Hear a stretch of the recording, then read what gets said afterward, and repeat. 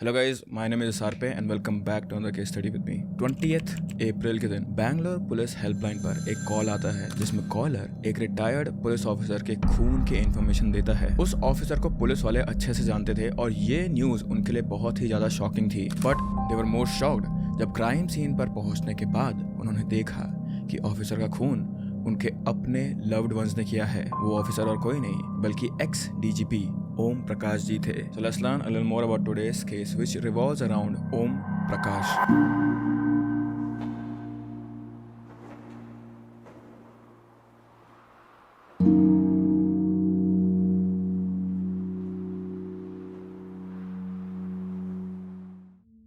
ओम प्रकाश जी का जन्म बिहार के चंपारण डिस्ट्रिक्ट में एक मिडिल क्लास फैमिली में हुआ था। हिंदू बनारस यूनिवर्सिटी से जियोलॉजी में मास्टर्स डिग्री कंप्लीट करने के बाद 1981 में वो आईपीएस ऑफिसर बने। इस दौरान उनकी शादी भी हुई थी। उन्होंने फायर एंड इमरजेंसी सर्विसेज और सीआईडी जैसे बड़े डिपार्टमेंट्स में भी काम किया था। ओम प्रकाश जी अपना काम पूरा ईमानदारी और डेडिकेशन से करते थे और इन्हीं क्वालिटीज की वजह से उनके जितने भी करीबी कोलीग्स थे, जितने भी उनके पीयर्स थे, जितने भी उनके जूनियर्स थे, वो सभी उनकी बहुत ही ज्यादा इज्जत करते थे। अपने हार्ड वर्क के कारण 2015 में उन्हें डायरेक्टर जनरल ऑफ पुलिस का प्रमोशन मिला, जिसके 2 साल बाद 2017 में वो रिटायर हो गए थे। रिटायरमेंट के बाद वो अपनी वाइफ पल्लवी, बेटी कृति और बेटे कृतिकेश और बहू के साथ बैंगलोर के 3 स्टोरी बिल्डिंग में रहते थे। लेकिन रिटायरमेंट के बाद ओम प्रकाश जी और उनकी वाइफ के बीच में काफी ज्यादा झगड़े बढ़ गए थे, जो चीज उनके नेबर्स ने भी नोटिस करी थी। लेकिन जो किसी ने एक्सपेक्ट नहीं किया था वो था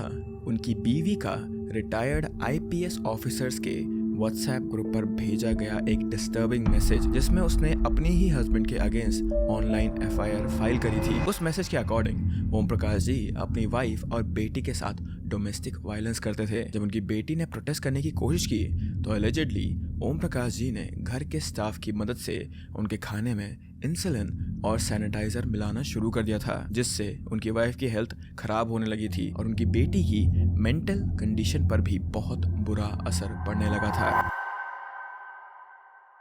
ओम प्रकाश जी की वाइफ ने यह भी क्लेम करा था कि उनके हस्बैंड ने उनका और उनकी बेटी के लैपटॉप्स और मोबाइल फ़ोन भी हैक कर दिए थे, ताकि वो किसी और इंसान को या फिर ताकि वो कोई हेल्प ना मांग पाएं। और जो भी अकॉर्डिंग टू हिज वाइफ जो भी ओम प्रकाश जी के अगेंस्ट जाने की कोशिश करता था, उन्हें वो मेंटली इनसेन या फिर मेंटली अनस्टेबल डिक्लेयर कर देते थे और उन्हें बोलने की इजाज़त नहीं मिली थी। वहाँ उनकी बीवी ने अपने आप को डेंजरस सिचुएशन में बताते हुए अर्जेंट हेल्प की रिक्वेस्ट भी की थी, but this was not the first time. पहले भी उन्होंने ऐसे एलिगेशंस किए थे, लेकिन सबको पता था कि वो अपने मेंटल इश्यूज के लिए ट्रीटमेंट ले रही थी। इसीलिए पुलिस ने उनके स्टेटमेंट पर कोई सीरियस एक्शन नहीं लिया, but that was not the end. Soon she was going to cross all limits. 20th अप्रैल 2025 के दिन जब ओम प्रकाश जी हमेशा की तरह दोपहर में खाना खा रहे थे, तब उनकी वाइफ ने अचानक उनके ऊपर मिर्ची पाउडर फेंका और चाकू से उन पर हमला किया। इनफैक्ट ओम प्रकाश जी को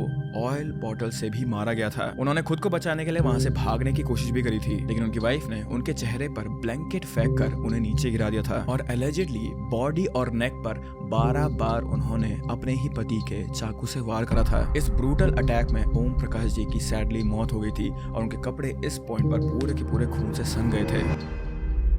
आफ्टर दैट उनकी बीवी ने अपने एक दोस्त को वीडियो कॉल किया और उन्हें ओम प्रकाश जी की लाश दिखाते हुए कहा, I have killed the monster. Such was the intent of her madness। Video call के तुरंत बाद उसने पुलिस हेल्पलाइन पर कॉल करके अपनी ही पति की डेथ की इंफॉर्मेशन दी। पुलिस जल्द ही क्राइम सीन पर पहुंची और उन्होंने ओम प्रकाश जी की बीवी को गिरफ्तार किया। उनकी बेटी कृति जो उस समय 3rd फ्लोर पर थी, उसे भी अरेस्ट किया गया बिकॉज क्राइम के वक्त घर में सिर्फ ये दोनों ही थे। खून की खबर जैसे ही उनके बेटे को मिली, वो सीधा घर वापस आ गया था और अपने डैड की लाश देखकर वो काफी ज्यादा डिस्टर्ब हो चुका था, पर उसने बिना टाइम वेस्ट करे अपनी मॉम और अपनी बहन के ऊपर एफआईआर दर्ज करवाई एंड उसने डिटेल स्टेटमेंट भी दिया था। ओम प्रकाश जी के बेटे के मुताबिक उसकी माँ और बहन अक्सर उसके पापा के साथ झगड़ा करते थे और सिर्फ इतना ही नहीं, उसकी माँ ने पिछले हफ्ते ही उन्हें जान से मारने की धमकी भी दी थी। इन्वेस्टिगेशन के दौरान पुलिस को पता चला कि ओम प्रकाश जी की बीवी स्किज़ोफ्रेनिया के लिए ट्रीटमेंट ले रही थी और इस खून के पीछे